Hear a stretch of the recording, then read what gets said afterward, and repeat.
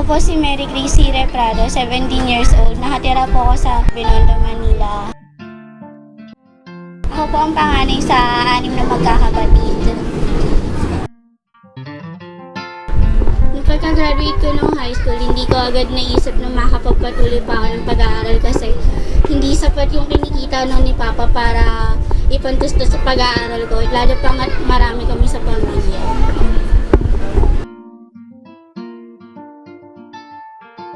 Mahirap po talagang tumira dito kasi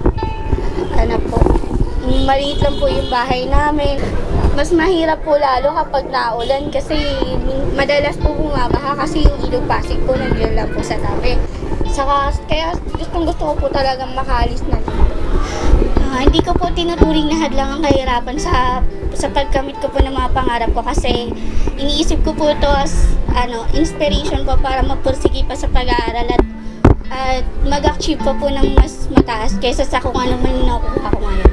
Sa kabila po ng kahirapan na na nasa paligiran ko po ngayon, gusto ko po makapagtapos ng pag-aaral kasi nais ko po maiyahon yung pamilya ko sa kahirapan at gusto ko din po sanang maparamdam sa kanila yung kaginhawaan sa pamamagitan po ng pagtatapos ko at pagpasa sa board exam.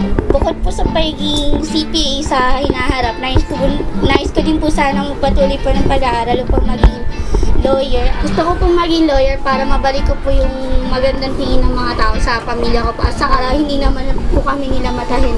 Ganun po.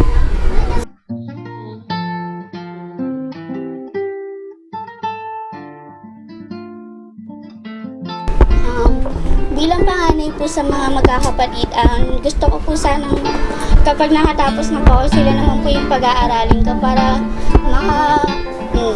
makamit din po nila yung pangarap nila at makatamasa din po sila ng